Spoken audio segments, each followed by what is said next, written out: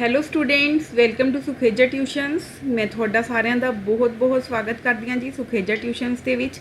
ਜਿਵੇਂ ਕਿ ਤੁਹਾਨੂੰ ਸਾਰਿਆਂ ਨੂੰ ਪਤਾ ਹੀ ਹੈ ਕਿ ਐਨਟੀਟੀ ਦੀਆਂ ਪੋਸਟਾਂ ਕਦੇ ਵੀ ਆ ਸਕਦੀਆਂ ਨੇ। ਠੀਕ ਹੈ, ਐਨਟੀਟੀ ਦੀਆਂ ਪੋਸਟਾਂ ਕਦੇ ਵੀ ਆ ਸਕਦੀਆਂ ਨੇ। ਆਪਾਂ ਉਹਦੀ ਪ੍ਰੈਪਰੇਸ਼ਨ ਸਭ ਤੋਂ ਪਹਿਲਾਂ ਸਟਾਰਟ ਕਰ ਦਿੱਤੀ ਹੈ। ਜੋ ਆਪਾਂ ਕਰ ਰਹੇ ਹਾਂ ਜੀ, ਉਹ ਆਪਾਂ ਕਰ ਰਹੇ ਹਾਂ policies and programs related with pre primary. ਠੀਕ ਹੈ, ਪੋਲਿਸੀਜ਼ ਤੇ ਪ੍ਰੋਗਰਾਮ जो कि रिलेट करते हैं प्री प्राइमरी के नाल, जो थोड़े सिलेबस के विच है वो तुहानूं करवाया जा रहा है। एक थोड़ी जीके की क्लास लग रही है जी डेली, तो एक थोड़ा एंटिटी प्रैक्टिस सेट लगता है जो प्रीवियस ईयर क्वेश्चन तुहानूं करवाए जाते हैं। देखो स्टूडेंट्स, बाकी सबजैक्ट्स भी बहुत ही जल्दी असीं स्टार्ट कर देंगे। थोड़ा सीरीयस हो जाओ तुसीं, ठीक है, थोड़ी सीरीयसनैस दिखाओ, फिर ही गल बनूगी।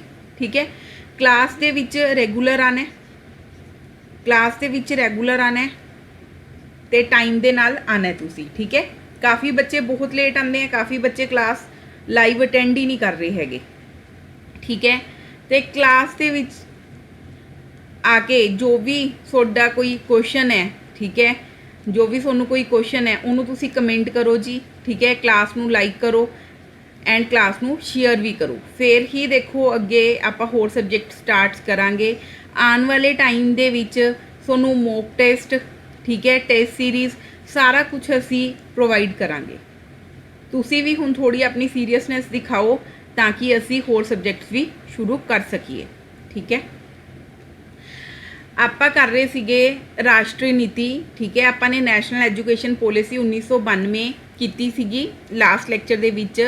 अज भी मैं उसी दे रिलेटिड एक होर लैक्चर तुहाडे लई लेके आई हाँ, जिहदे विच ज़्यादा आपां गल करांगे POA दी। ठीक है, मैं तुहानूं लास्ट क्लास दे विच कहा सी कि इहदी फुल फॉर्म तुसीं देखिओ, इहदे बारे पढ़िओ। ठीक है, तो POA की सी जी, प्रोग्राम ऑफ एक्शन 1992। ठीक है, आपां अज इहदे बारे ही गल करांगे। फिर इस तो बाद आपां NCF नैशनल करिकुलम फ्रेमवर्क के बारे गल करांगे। ठीक है, तो सारे लैक्चर नूं बहुत ही ध्यान नाल लगाना। अगर कुछ ना समझ आए तो तुसी कमेंट करके पूछ सकते हो। देखो जी, प्रोग्राम ऑफ एक्शन 1992 का चेयरमैन कौन सीगा? प्रोग्राम ऑफ एक्शन 1992 का चेयरमैन कौन सीगा? श्री जनार्दन रेड्डी इस कमेटी के चेयरपर्सन सन। ठीक है, POA 1992 के चेयरमैन कौन सी? जनार्दन रेड्डी। ठीक है, इस कमेटी के कौन सी? चेयरपर्सन सी। ਅਤੇ जनवरी 1992 ਵਿੱਚ अपनी रिपोर्ट पेश की। इन्हों ने अपनी रिपोर्ट कदों पेश की? जनवरी 1992 ਦੇ ਵਿੱਚ। इस दस्तावेज ਨੂੰ प्रोग्राम ऑफ एक्शन 1992 ਵਿੱਚੋਂ ਜਾਣਿਆ ਜਾਂਦਾ ਸੀ। जो इस कमेटी ने रिपोर्ट पेश की सीगी, ठीक है, ਉਹਨੂੰ किस नाम तो जानिया ਜਾਂਦਾ ਸੀ? POA 1992। ठीक है, प्रोग्राम ऑफ एक्शन 1992। NPE का पूरा रूप की सी? एक क्लीयर होगी जी, ए फर्स्ट समझ आ गया। प्रोग्राम ऑफ एक्शन 1992 का चेयरपर्सन कौन सी? चेयरमैन कौन सी? श्री जनार्दन रेड्डी इस कमेटी के चेयरपर्सन सन। ਅਤੇ जनवरी 1992 ਵਿੱਚ अपनी रिपोर्ट पेश इन्होंने की सी। इस दस्तावेज ਨੂੰ ਕੀ ਕਿਹਾ ਜਾਂਦਾ ਸੀ? इस दस्तावेज ਨੂੰ प्रोग्राम ऑफ एक्शन ਕਿਹਾ ਜਾਂਦਾ ਸੀ, जो कि 1992 ਵਜੋਂ ਜਾਣਿਆ ਜਾਂਦਾ ਸੀ। ठीक है, ये दस्तावेज किस नाम नाल जानिया गया? Program of action 1992। अगे आजो जी, NPE का पूरा रूप की है? NPE का पूरा रूप की है? NPE की फुल फॉर्म पूछ रहे हैं जी, नैशनल पॉलिसी ऑफ एजुकेशन। ठीक है, इनू तुसी याद रखना है, यदि एज इट इज़ ही फुल फॉर्म पूछी जा सकती है। NPE की full form national policy of education, तो उत्थे इंग्लिश के विच ही दिता होगा, तो तुहानूं इंग्लिश के विच ही मार्क करना होगा। NPE का अर्थ है सिक्ख्या की राष्ट्र नीति। ठीक है, नैशनल पॉलिसी ऑफ एजुकेशन। ठीक है जी, सिक्ख्या की राष्ट्र नीति। NPE का अर्थ या पूरा रूप पूछा जाए तो तुसी की करोगे जी? नैशनल पॉलिसी ऑफ एजुकेशन नू मार्क करोगे। क्लीयर है, समझ आ गया? ठीक है, सब तो पहला अपने की किया जी? POA 1992 के चेयरमैन कौन सी? ठीक है, जिहड़ा दस्तावेज सी उहनूं किस नाम वजों जानिया जांदा सीगा? उस तो बाद NPE का पूरा रूप, ठीक है, या NPE का अर्थ की है, उहदे बारे आपां ने गल की। क्लीयर है स्टूडेंट्स? चलिए अगे आओ जी। हुण राष्ट्रीय सिक्ख्या नीति जिहड़ी 1992 है वो की है? ठीक है, वैसे तो मैं तुहानूं करवाई दिता कि उन्हें वूमेन एजुकेशन लई काम कीता सी, जिहड़े कि ਫਿਜ਼ੀਕਲੀ ਜਾਂ ਮੈਂਟਲੀ ਸਟੇਬਲ ਬੱਚੇ ਨਹੀਂ ਸੀ, ਮਤਲਬ ਡਿਸੇਬਲ ਜਿਹੜੇ ਸਟੂਡੈਂਟ ਸੀ ਉਹਨਾਂ ਲਈ ਕੰਮ ਕੀਤਾ ਸੀ, ਪ੍ਰੀ ਪ੍ਰਾਇਮਰੀ ਲਈ ਵੀ ਕੰਮ ਕੀਤਾ ਸੀ, ਆਪਾਂ ਲਾਸਟ ਕਲਾਸ ਦੇ ਵਿੱਚ ਕਰ ਚੁੱਕੇ ਹਾਂ। ਠੀਕ ਹੈ, ਹੁਣ ਦੇਖੋ ਰਾਸ਼ਟਰੀ ਸਿੱਖਿਆ ਨੀਤੀ 1986 ਵਿੱਚ ਸੁਧਾਰ ਦੀ ਲੋੜ ਸੀ। ਠੀਕ ਹੈ, ਕਿਉਂਕਿ ਜਿਹੜੀ ਆਪਾਂ ਨੇ ਨੈਸ਼ਨਲ ਐਜੂਕੇਸ਼ਨ ਪੋਲਿਸੀ ਚੱਕੀ ਹੈ, NPE ਚੱਕੀ ਹੈ, ਉਹ ਤਾਂ ਉਹੀ ਸੀਗੀ 1986 ਵਾਲੀ ਸੀ। ਤਾਂ ਫਿਰ ਉਹ ਦੁਬਾਰਾ ਕਿਉਂ ਆਪਾਂ ਲੈ ਕੇ ਆਏ 1992 'ਚ? ਕਿਉਂਕਿ ਉਸ ਦੇ ਵਿੱਚ ਨੈਸ਼ਨਲ ਪੋਲਿਸੀ ਆਫ ਐਜੂਕੇਸ਼ਨ ਦੇ ਵਿੱਚ ਜਿਹੜੀ 1986 ਦੇ ਵਿੱਚ ਸੀ ਉਹਦੇ ਵਿੱਚ ਸੁਧਾਰ ਦੀ ਲੋੜ ਸੀ। ਇੱਕ ਕਮੇਟੀ ਨੇ NPE 1986 ਦੀ ਸਮੀਖਿਆ ਕੀਤੀ ਅਤੇ ਇੱਕ ਵਿਸਤ੍ਰਿਤ ਪ੍ਰੋਗਰਾਮ ਕਾਰਵਾਈ ਦੀ ਯੋਜਨਾ ਤਿਆਰ ਕੀਤੀ।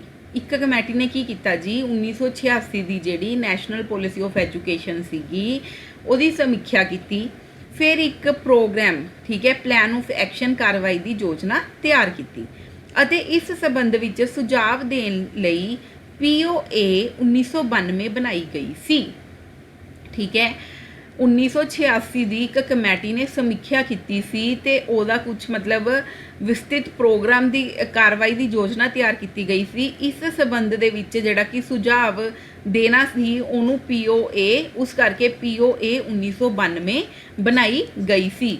ਸਮੀਖਿਆ ਕਮੇਟੀ ਵਿੱਚ ਆਂਧਰਾ ਪ੍ਰਦੇਸ਼ ਦੇ ਮੁੱਖ ਮੰਤਰੀ ਸ਼੍ਰੀ N ਜਨਾਰਦਨ ਰੈੱਡੀ ਦੀ ਪ੍ਰਧਾਨਗੀ ਹੇਠ 6 ਸਿੱਖਿਆ ਮੰਤਰੀ, ਠੀਕ ਹੈ, ਧਿਆਨ ਰੱਖਣਾ ਜੀ, 6 ਸਿੱਖਿਆ ਮੰਤਰੀ, 8 ਸਿੱਖਿਆ ਸ਼ਾਸਤਰੀ ਸ਼ਾਮਲ ਸਨ। ਇਸ ਤੋਂ ਇਲਾਵਾ ਇੱਕ ਸਟੀਅਰਿੰਗ ਕਮੇਟੀ ਦੇ ਨਾਲ ਵਿਭਿੰਨ ਵਿਸ਼ਿਆਂ ਦੇ ਖੇਤਰਾਂ ਲਈ ਸਿੱਖਿਆ ਸ਼ਾਸਤਰੀਆਂ ਅਤੇ ਸਰਕਾਰੀ ਅਧਿਕਾਰੀਆਂ ਸਮੇਤ 22 ਟਾਸਕ ਫੋਰਸਾਂ ਦਾ ਗਠਨ ਕੀਤਾ ਗਿਆ ਸੀ। ਠੀਕ ਹੈ, ਹੁਣ ਦੇਖੋ ਇਹਨਾਂ ਨੇ ਆਪਾਂ ਨੂੰ ਦੱਸਿਆ ਕਿ ਜਿਹੜੀ ਰਾਸ਼ਟਰੀ ਸਿੱਖਿਆ ਨੀਤੀ ਸੀ 1986 ਉਹਦੇ ਵਿੱਚ ਕੀ ਸੀ ਜੀ, ਉਹਦੇ ਵਿੱਚ ਸੁਧਾਰ ਦੀ ਲੋੜ ਸੀ। ਠੀਕ ਹੈ, ਇੱਕ ਕਮੇਟੀ ਨੇ NPE 1986 ਦੀ ਸਮੀਖਿਆ ਕੀਤੀ ਤੇ ਫਿਰ ਉਹਦਾ ਇੱਕ ਵਿਸਤ੍ਰਿਤ ਪ੍ਰੋਗਰਾਮ, ਪਲਾਨ ਆਫ ਐਕਸ਼ਨ, ਕਾਰਵਾਈ ਦੀ ਯੋਜਨਾ ਤਿਆਰ ਕੀਤੀ, ਜਿਹੜਾ ਕਿ ਉਸ ਦੇ ਸੰਬੰਧ ਦੇ ਵਿੱਚ ਸੁਝਾਅ ਦੇਣ ਲਈ ਪ੍ਰੋਗਰਾਮ ਆਫ ਐਕਸ਼ਨ ਤਿਆਰ ਹੋਇਆ ਜਾਂ ਕੋਈ ਡਾਕੂਮੈਂਟ ਤਿਆਰ ਕੀਤਾ, ਉਹਨੂੰ ਕੀ ਕਿਹਾ ਗਿਆ ਜੀ, POA 1992। ਠੀਕ ਹੈ, ਜਿਹੜੀ ਸਮੀਖਿਆ ਕਮੇਟੀ ਸੀ ਉਹਦੇ ਵਿੱਚ ਕੌਣ ਸੀ? ਆਂਧਰਾ ਪ੍ਰਦੇਸ਼ ਦੇ ਮੁੱਖ ਮੰਤਰੀ ਸ਼੍ਰੀ N ਜਨਾਰਦਨ ਰੈੱਡੀ, ਠੀਕ ਹੈ, ਇਹਨਾਂ ਦੀ ਪ੍ਰਧਾਨਗੀ ਹੇਠ ਇਹ ਸਮੀਖਿਆ ਕਮੇਟੀ ਨੇ ਕੰਮ ਕੀਤਾ ਸੀ। 6 ਸਿੱਖਿਆ ਮੰਤਰੀ ਸੀ ਜੀ, 8 ਸਿੱਖਿਆ ਸ਼ਾਸਤਰੀ ਸ਼ਾਮਿਲ ਸਨ। ਇਸ ਤੋਂ ਇਲਾਵਾ ਇੱਕ ਸਟੀਅਰਿੰਗ ਕਮੇਟੀ ਦੇ ਨਾਲ ਵਿਭਿੰਨ ਵਿਸ਼ਿਆਂ ਦੇ ਖੇਤਰਾਂ ਲਈ ਸਿੱਖਿਆ ਸ਼ਾਸਤਰੀਆਂ ਅਤੇ ਸਰਕਾਰੀ ਅਧਿਕਾਰੀਆਂ ਸਮੇਤ 22 ਟਾਸਕ ਫੋਰਸਾਂ ਦਾ ਗਠਨ ਕੀਤਾ ਗਿਆ ਸੀ। ਦੇਖੋ ਸਟੂਡੈਂਟਸ, ਤੁਹਾਨੂੰ ਇੰਨੀ ਡਿਟੇਲ ਦੇ ਵਿੱਚ ਤਾਂ ਪੜ੍ਹਾਇਆ ਜਾ ਰਿਹਾ ਹੈ ਕਿਉਂਕਿ ਇਹ NTT ਦਾ ਜੋ ਸਿਲੇਬਸ ਹੈ ਫਸਟ ਟਾਈਮ ਤੁਹਾਨੂੰ ਆਉਣਾ ਹੈ। ਠੀਕ ਹੈ, ਕੋਈ ਵੀ ਕੁਐਸਚਨ ਤੁਹਾਡੇ ਰੁਕੇ ਨਾ। ਅਗਰ ਤੁਹਾਨੂੰ ਥਿਊਰੀ ਬਹੁਤ ਅੱਛੀ ਤਰ੍ਹਾਂ ਸਮਝ ਆ ਚੁੱਕੀ ਹੈ, ਠੀਕ ਹੈ, ਜਾਂ ਸਮਝ ਰਹੇ ਹੋ ਤੁਹਾਨੂੰ ਥਿਊਰੀ ਯਾਦ ਕਰ ਲਈ, ਤਾਂ ਉੱਥੇ ਕੋਈ ਵੀ ਕੁਐਸਚਨ ਤੁਹਾਡਾ ਨਹੀਂ ਰੁਕੇਗਾ। ਆਉਣ ਵਾਲੇ ਟਾਈਮ ਦੇ ਵਿੱਚ ਅਸੀਂ ਬੁੱਕਲੇਟਸ ਵੀ ਤੁਹਾਨੂੰ ਦੇਵਾਂਗੇ। ਠੀਕ ਹੈ, ਜਿਵੇਂ ਜਿਵੇਂ ਆਪਣਾ ਇੱਕ ਸਬਜੈਕਟ ਹੁੰਦਾ ਗਿਆ ਉਹਦੀ ਬੁੱਕਲੇਟ ਤੁਹਾਨੂੰ ਦਿੰਦੇ ਜਾਵਾਂਗੇ ਤਾਂ ਕਿ ਤੁਸੀਂ ਕੁਐਸਚਨਸ ਦੀ ਪ੍ਰੈਕਟਿਸ ਕਰ ਸਕੋ। ਉਹ ਬੁੱਕਲੇਟਸ ਦੇ ਵਿੱਚ ਸਿਰਫ ਤੇ ਸਿਰਫ ਆਬਜੈਕਟਿਵ ਕੁਐਸਚਨਸ ਹੀ ਹੋਣਗੇ। ਕਲੀਅਰ ਹੈ ਸਟੂਡੈਂਟਸ? ਚਲਿਏ ਅੱਗੇ, ਆਓ ਜੀ। ਕਾਰਜ 1992 ਦੇ ਪ੍ਰੋਗਰਾਮ ਦੀ ਲੋੜ ਅਤੇ ਟੀਚੇ, ਠੀਕ ਹੈ, ਜਿਹੜੇ ਕਿ ਨੀਡਸ ਤੇ ਗੋਲਸ ਸੀ ਪ੍ਰੋਗਰਾਮ ਆਫ ਐਕਸ਼ਨ ਦੇ 1992 ਦੇ। ਵੈਸੇ ਇਹ ਲਾਸਟ ਕਲਾਸ ਦੇ ਵਿੱਚ ਮੈਂ ਹਾਈਲਾਈਟ ਕਰਤਾ ਸੀ, ਥੋੜਾ ਜਿਹਾ ਤੁਹਾਨੂੰ ਦੱਸਤਾ ਸੀ। ਅੱਜ ਮੈਂ ਦੁਬਾਰਾ ਇੱਕ ਕਲਾਸ ਲੈ ਕੇ ਆਈ ਹਾਂ ਕਿਉਂਕਿ ਇਹ ਬਹੁਤ ਹੀ ਇੰਪੋਰਟੈਂਟ ਚੀਜ਼ ਹੈ। ਠੀਕ ਹੈ, ਉਹਨੂੰ ਹੋਰ ਡਿਟੇਲ ਦੇ ਵਿੱਚ। The needs and goals of programme of action 1992। ਠੀਕ ਹੈ, ਇਹਦੇ ਵਿੱਚ ਆਪਾਂ ਕੀ ਪੜਾਂਗੇ ਕਿ ਜਿਹੜਾ ਕਿ ਪ੍ਰੋਗਰਾਮ ਆਫ ਐਕਸ਼ਨ ਸੀਗਾ ਉਹਦੇ ਕੀ ਨੀਡ ਸੀ, ਲੋੜ ਸੀ ਤੇ ਕੀ ਉਹਦੇ ਟੀਚੇ ਸੀ। ਭਾਰਤ ਵਿੱਚ ਸਿੱਖਿਆ ਨੀਤੀਆਂ ਜਾਂ ਉਦੇਸ਼ ਵੱਖ-ਵੱਖ ਪੜਾਵਾਂ ਵਿੱਚ ਸਿੱਖਿਆ ਦੇ ਢਾਂਚੇ ਨੂੰ ਪੁਨਰਗਠਿਤ ਕਰਨਾ ਸੀ। NPE 1986 ਤੋਂ ਬਾਅਦ POA 1992 ਦਾ ਉਦੇਸ਼ ਲੰਬੇ ਸਮੇਂ ਦੇ ਟੀਚਿਆਂ ਜਿਵੇਂ ਕਿ ਯੂਨੀਵਰਸਲ ਨਾਮਕਰਨ ਅਤੇ ਧਾਰਨਾ ਨੂੰ ਪ੍ਰਾਪਤ ਕਰਨਾ ਸੀ।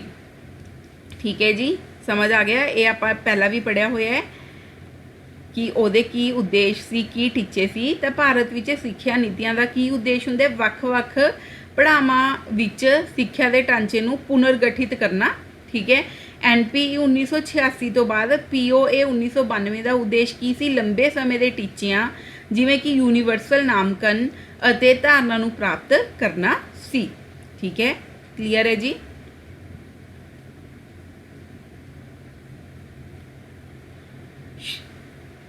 उस तो बाद जी शुरुआती बचपन की देखभाल अते सिक्ख्या। शुरुआती बचपन की देखभाल अते सिक्ख्या NPE शुरुआती बचपन की देखभाल अते सिक्ख्या NPE 1986 के उद्देश्यां नूं साकार करन लई POA ने उन्हां दे भागां दे नाल प्रोग्रामां नूं मजबूत करन दी लोड़ नूं उजागर कीता। इन्हां ने की कहा कि जिहड़ी NPE 1986 के उद्देश सी उन्हां नूं साकार कर सकीए तां POA ने की कीता, उन्हां दे भागां दे नाल प्रोग्रामां नूं मजबूत करन दी लोड़ नूं उजागर कीता। ठीक है, कि जिहड़े उन्हां दे पार्ट सीगे उन्हां दे नाल प्रोग्रामां नूं मजबूत करन दी लोड़ नूं उजागर कीता। इसने ECCE प्रोग्रामां ते टीचिਆਂ नूं पूरा करन लई सरकारी अते गैर सरकारी एजेंसियां दे तालमेल नाल काम करन दा सुझाव दिता। ठीक है, इस POA दे तहत बचपन अते देखभाल नूं विशेष महत्व दिता गया सी अते इस ने आंगनवाड़ी वर्करां लई बचपन दी सिੱਖਿਆ दी गुणवत्ता विच सुधार करन लई विशेष सिखलाई केंद्रां राਹੀਂ दा प्रस्ताव दिता।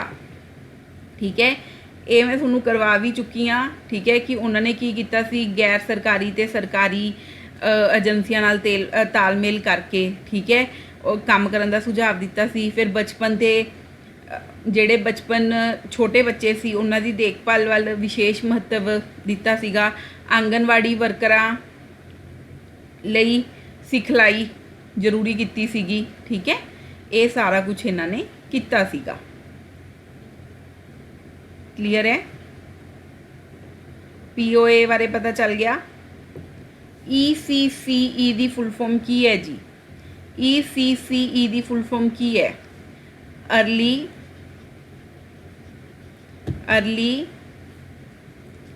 Childhood care education.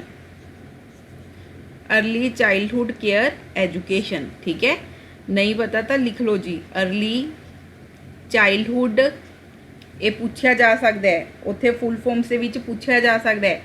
Early childhood care education. Clear है स्टूडेंट्स? चलिए अगे।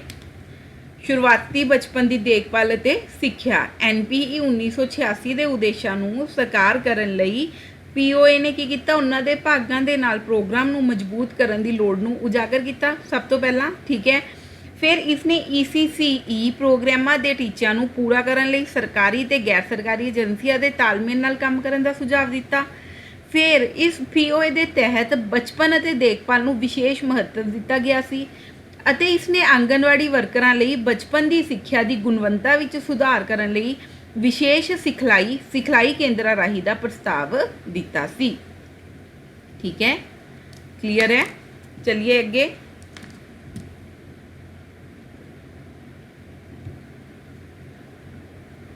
आओ जी, यूनिवर्सलाइजेशन ऑफ एलीमेंट्री एजुकेशन।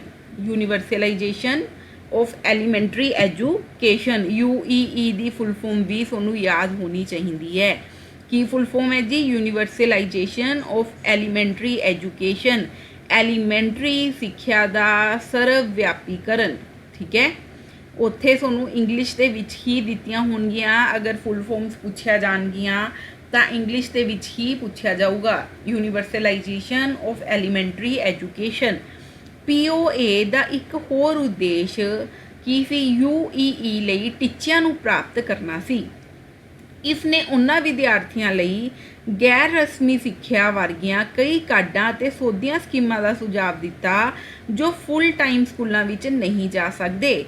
इस तो इलावा इसने 10 राज्यां विद्यक तौर पर जो कि पिछड़े हुए सी उत्ते भी ध्यान केंद्रित किया, जिथे 50:50 के अनुपात विच केंद्र अते राज सरकारां विचकार सांझी जिम्मेवारी सी। ठीक है जी, की होया जी? एलीमेंट्री सिੱਖਿਆ का सर्वव्यापीकरण, यूनिवर्सलाइजेशन ऑफ एलीमेंट्री एजुकेशन। ठीक है, ਇਹਦੇ ਵਿੱਚ ਕੀ ਸੀ, ਪੀਓਏ ਦਾ ਇੱਕ ਹੋਰ ਉਦੇਸ਼ ਸੀ ਯੂਈਈ ਲਈ ਟੀਚਿਆਂ ਨੂੰ ਪ੍ਰਾਪਤ ਕਰਨਾ। ਠੀਕ ਹੈ, ਕੀ ਹੋਰ ਉਦੇਸ਼ ਸੀ ਜੀ, ਯੂਈਈ ਲਈ ਟੀਚਿਆਂ ਨੂੰ ਪ੍ਰਾਪਤ ਕਰਨਾ। ਇਸ ਨੇ ਉਹਨਾਂ ਵਿਦਿਆਰਥੀਆਂ ਲਈ ਗੈਰ ਰਸਮੀ ਸਿੱਖਿਆ ਵਰਗੀਆਂ ਕਈ ਕਾਢਾਂ ਅਤੇ ਸੋਧੀਆਂ ਸਕੀਮਾਂ ਦਾ ਸੁਝਾਅ ਦਿੱਤਾ ਸੀ ਜੋ ਫੁੱਲ ਟਾਈਮ ਸਕੂਲਾਂ ਵਿੱਚ ਨਹੀਂ ਜਾ ਸਕਦੇ ਸੀ। ਇਸ ਤੋਂ ਇਲਾਵਾ ਇਸ ਨੇ 10 ਰਾਜਾਂ ਵਿਦਿਅਕ ਤੌਰ ਤੇ ਜਿਹੜੇ ਕਿ ਪਿਛੜੇ ਹੋਏ ਸੀ ਉੱਤੇ ਵੀ ਧਿਆਨ ਕੇਂਦਰਿਤ ਕੀਤਾ, ਜਿੱਥੇ 50:50 ਦੇ ਅਨੁਪਾਤ ਵਿੱਚ ਕੇਂਦਰ ਅਤੇ ਰਾਜ ਸਰਕਾਰਾਂ ਵਿਚਕਾਰ ਸਾਂਝੀ ਜ਼ਿੰਮੇਵਾਰੀ ਸੀ। ਕਲੀਅਰ ਹੈ, ਸਿੰਪਲ ਸੀ। ਠੀਕ ਹੈ, ਇਹਦਾ ਹੋਰ ਕੀ ਟੀਚਾ ਸੀ ਉਹਦੇ ਬਾਰੇ ਆਪਾਂ ਗੱਲ ਕੀਤੀ ਹੈ। ਨੈਕਸਟ ਆ ਜਾਓ ਜੀ, ਪੀਓਏ 1992 ਨੇ ਭਾਰਤੀ ਸਿੱਖਿਆ ਪ੍ਰਣਾਲੀ ਦੇ ਪੁਨਰਗਠਨ ਵਿੱਚ ਕਿਵੇਂ ਮਦਦ ਕੀਤੀ। ਹੁਣ ਦੱਸੋ ਜੀ, ਪੀਓਏ 1992 ਨੇ ਭਾਰਤੀ ਸਿੱਖਿਆ ਪ੍ਰਣਾਲੀ ਦੇ ਪੁਨਰਗਠਨ ਵਿੱਚ ਕਿਵੇਂ ਮਦਦ ਕੀਤੀ ਸੀ। 1992 ਦੀ ਕਾਰਜ ਯੋਜਨਾ ਭਾਰਤ ਵਿੱਚ ਸਿੱਖਿਆ ਪ੍ਰਣਾਲੀ ਨੂੰ ਸੀਮਿਤ ਕਰਨ ਦੇ ਗੁੰਝਲਦਾਰ ਕਾਰਜ ਵੱਲ ਇੱਕ ਹੋਰ ਮਹੱਤਵਪੂਰਨ ਕਦਮ ਸੀ।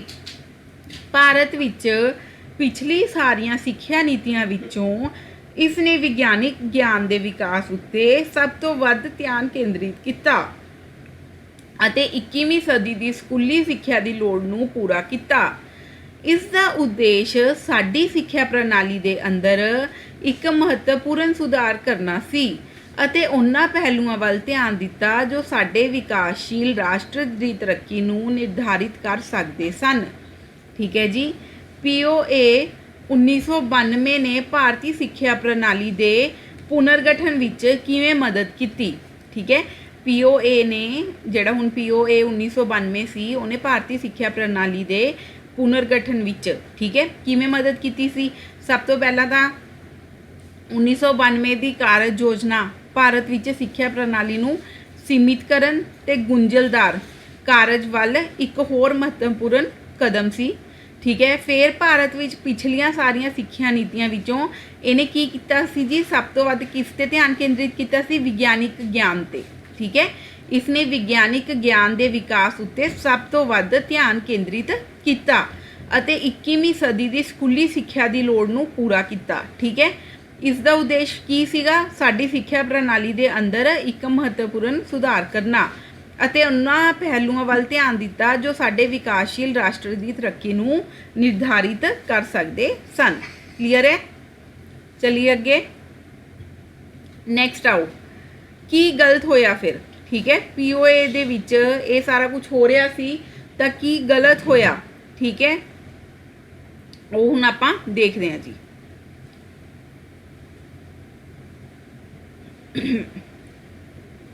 ਵਧੇਰੇ ਵਿਦਿਆਰਥੀ ਕੇਂਦਰਿਤ ਸਿੱਖਣ ਦੇ ਮਾਹੌਲ ਦੇ ਦ੍ਰਿਸ਼ਟੀਕੋਣ ਦੇ ਬਾਵਜੂਦ ਪੀਓਏ 1992 ਨੇ ਇਸ ਟੀਚੇ ਵਿੱਚ ਮਦਦ ਕਰਨ ਲਈ ਕੋਈ ਠੋਸ ਕਦਮਾਂ ਦਾ ਸੁਝਾਅ ਨਹੀਂ ਦਿੱਤਾ। ਇਸ ਨੇ ਪਾਠ ਪੁਸਤਕਾਂ, ਸਿੱਖਿਆ ਸ਼ਾਸਤਰ ਅਤੇ ਅਧਿਆਪਕ ਸਿਖਲਾਈ ਵਿੱਚ ਲੋੜੀਂਦੇ ਬਦਲਾਵਾਂ ਨੂੰ ਉਜਾਗਰ ਨਹੀਂ ਕੀਤਾ ਤਾਂ ਜੋ ਇੱਕ ਵਧੇਰੇ ਸਿੱਖਿਆਰਥੀ ਕੇਂਦਰਿਤ ਸਕੂਲੀ ਪ੍ਰਣਾਲੀ ਨੂੰ ਬਣਾਇਆ ਜਾ ਸਕੇ। ਇੱਥੋਂ ਤੱਕ ਕਿ ਯੂਨੀਵਰਸਿਟੀ ਪੱਧਰ ਉੱਤੇ ਵੀ ਪੀਓਏ ਵਿੱਚ ਸੁਝਾਏ ਅਨੁਸਾਰ ਸਰੋਤ ਜਟਾਉਣ ਲਈ ਕੋਈ ਉਚਿਤ ਯੋਜਨਾ ਸਾਂਝੀ ਨਹੀਂ ਕੀਤੀ ਗਈ ਸੀ ਅਤੇ ਇੱਕ ਵਾਰ ਫਿਰ ਫੰਡ ਮਾਇਨੇ ਰੱਖਦੇ ਸਨ ਅਤੇ ਇਹ ਨੀਤੀਆਂ 100% ਸਫਲ ਨਹੀਂ ਹੋ ਸਕੀਆਂ। ਠੀਕ ਹੈ, ਹੁਣ ਇਹਦੇ ਵਿੱਚ ਕੀ ਗਲਤ ਹੋਇਆ ਸੀ। ਸਭ ਤੋਂ ਪਹਿਲਾਂ ਤਾਂ ਜੀ ਫੰਡ।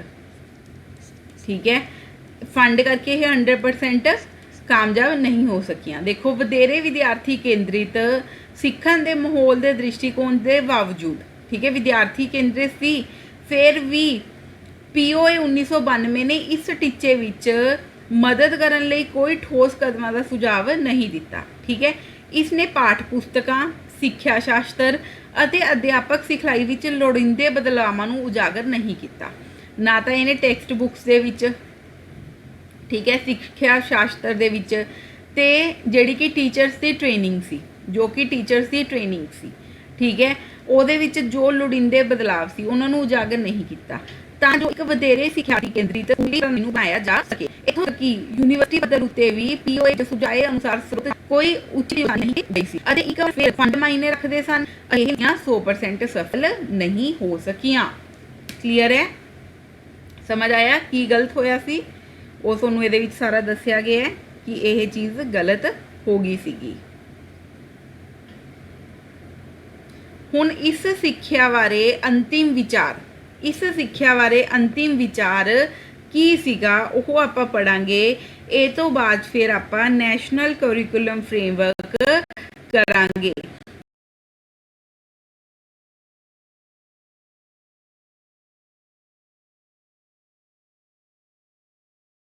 राष्ट्रीय सिक्ख्या नीति 1992 बारे हुण अगर तुहाडे तो कोई भी क्वेश्चन पूछा जाए तो उहदा आंसर तुहानूं आना चाहिए है, क्योंकि मैं 2 लैक्चर्स दे विच इस चीज़ नूं बहुत ही अच्छी तरह एक्सप्लेन किया है कि उहदे की टीचे सी, कौन उहदा चेयरपर्सन सी, की उन्होंने किया सी 1986 तो वो पॉलिसी लेके, ठीक है, की सोध करन दी लोड़ पई सी, क्यों पई सी, वो सारा तुहानूं दस दिता गया है। इस सिक्ख्या नीति बारे अंतिम विचार किसी देश विच विद्यक सुधार करना कोई आसान काम नहीं है। ये तो आपां नूं पता है कि विद्यक सुधार करना कोई भी आसान काम नहीं है। हुण कई दहाकिਆਂ तो साडे नीति निर्मातावां ने भारत विच सिक्ख्या दी हालत नूं सुधारन लई कुछ वड्डे कदम चुके हन। NBE 1986 ਦੇ ਨਾਲ ਭਾਰਤ ਨੂੰ ਆਪਣੀ ਵਿਦਿਅਕ ਪ੍ਰਣਾਲੀ ਦੇ ਮੂਲ ਉੱਤੇ ਕੰਮ ਕਰਨ ਲਈ ਕੁਝ ਦੂਰਦਰਸ਼ੀ ਵਿਚਾਰ ਮਿਲੇ ਅਤੇ ਸਾਲ 1992 ਵਿੱਚ ਕਾਰਜ ਯੋਜਨਾ ਨੇ ਸਮੇਂ ਦੀਆਂ ਬਦਲਦੀਆਂ ਲੋੜਾਂ ਅਨੁਸਾਰ ਇਹਨਾਂ ਨੂੰ ਸੋਧਣ ਵਿੱਚ ਮਦਦ ਕੀਤੀ। ਠੀਕ ਹੈ, देखो इन्होंने की एक अंतिम विचार फिर एक कनक्लूजन कढ़िया कि कोई भी देश कोई भी कंट्री का अगर अपने एजुकेशन सिस्टम सही करना है तो यह कोई आसान काम तो है नहीं।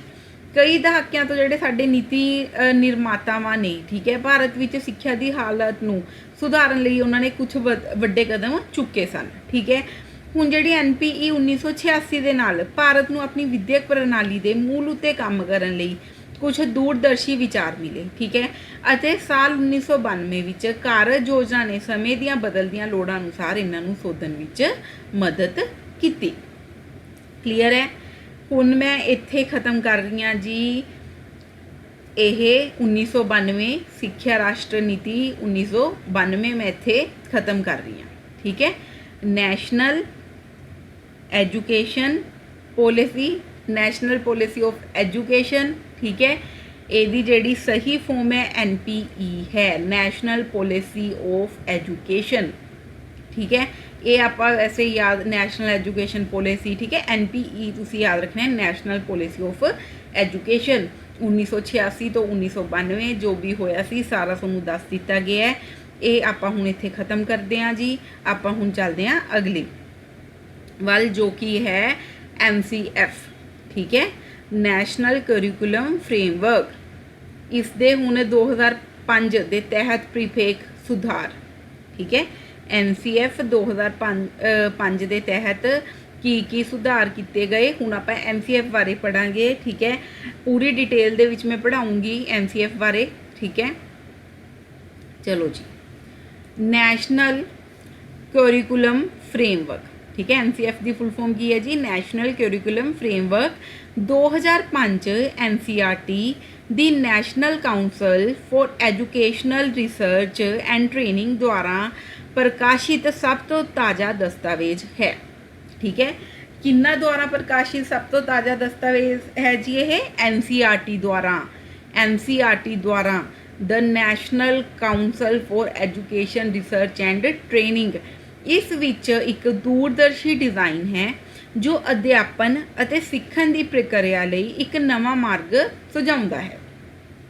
ਮੋਟੇ ਤੌਰ ਉੱਤੇ ਇਸ ਦਾ ਉਦੇਸ਼ ਕੀ ਹੈ? ਅਧਿਆਪਕ ਅਗਵਾਈ ਨਿਰਦੇਸ਼ਾਂ ਤੋਂ ਵਿਦਿਆਰਥੀ ਦੀ ਐਕਟਿਵ ਲਰਨਿੰਗ ਵੱਲ ਧਿਆਨ ਕੇਂਦਰਿਤ ਕਰਨਾ।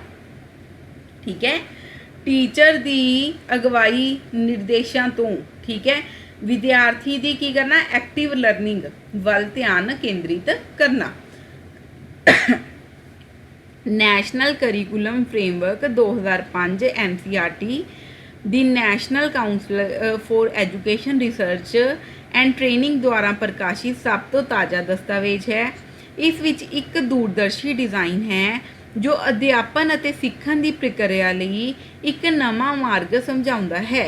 ਮੋਟੇ ਤੌਰ ਉੱਤੇ ਇਸ ਦਾ ਕੀ ਉਦੇਸ਼ ਹੈ ਜੀ? ਅਧਿਆਪਕ ਅਗਵਾਈ ਨਿਰਦੇਸ਼ਾਂ ਤੋਂ ਵਿਦਿਆਰਥੀ ਦੀ ਐਕਟਿਵ ਲਰਨਿੰਗ ਵੱਲ ਧਿਆਨ ਕੇਂਦਰਿਤ ਕਰਨਾ। ਕਲੀਅਰ ਹੈ? ਅੱਗੇ ਆ ਜਾਓ ਜੀ।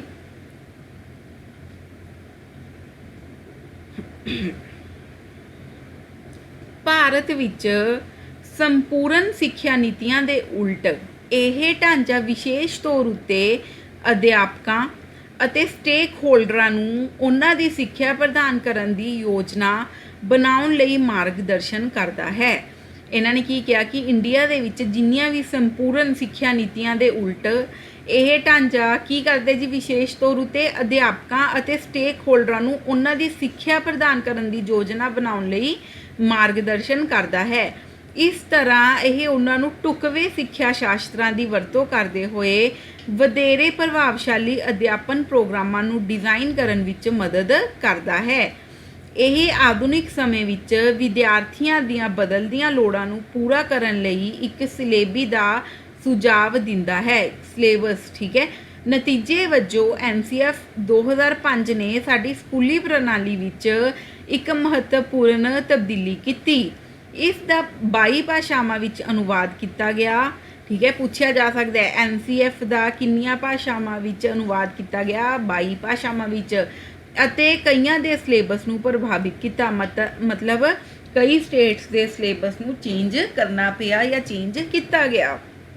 ਠੀਕ ਹੈ ਸਟੂਡੈਂਟਸ, ਭਾਰਤ ਵਿੱਚ ਜਿੰਨੀਆਂ ਵੀ ਸੰਪੂਰਨ ਸਿੱਖਿਆ ਨੀਤੀਆਂ ਨੇ ਉਹਨਾਂ ਦੇ ਉਲਟ ਇਹ ਢਾਂਚਾ ਜਿਹੜਾ ਹੈਗਾ ਵਿਸ਼ੇਸ਼ ਤੌਰ 'ਤੇ ਅਧਿਆਪਕਾਂ ਅਤੇ ਸਟੇਕ ਹੋਲਡਰਾਂ ਨੂੰ ਉਹਨਾਂ ਦੀ ਸਿੱਖਿਆ ਪ੍ਰਦਾਨ ਕਰਨ ਦੀ ਯੋਜਨਾ ਬਣਾਉਣ ਲਈ ਮਾਰਗਦਰਸ਼ਨ ਕਰਦਾ ਹੈ। ਇਸ ਤਰ੍ਹਾਂ ਇਹ ਉਹਨਾਂ ਨੂੰ ਢੁਕਵੇਂ ਸਿੱਖਿਆ ਸ਼ਾਸਤਰਾਂ ਦੀ ਵਰਤੋਂ ਕਰਦੇ ਹੋਏ ਵਧੇਰੇ ਪ੍ਰਭਾਵਸ਼ਾਲੀ ਅਧਿਆਪਨ ਪ੍ਰੋਗਰਾਮਾਂ ਨੂੰ ਡਿਜ਼ਾਈਨ ਕਰਨ ਵਿੱਚ ਮਦਦ ਕਰਦਾ ਹੈ। ਠੀਕ ਹੈ, ਇਹ ਆਧੁਨਿਕ ਸਮੇਂ ਵਿੱਚ ਵਿਦਿਆਰਥੀਆਂ ਦੀਆਂ ਬਦਲਦੀਆਂ ਲੋੜਾਂ ਨੂੰ ਪੂਰਾ ਕਰਨ ਲਈ ਇੱਕ ਸਿਲੇਬਸ ਦਾ ਸੁਝਾਅ ਦਿੰਦਾ ਹੈ।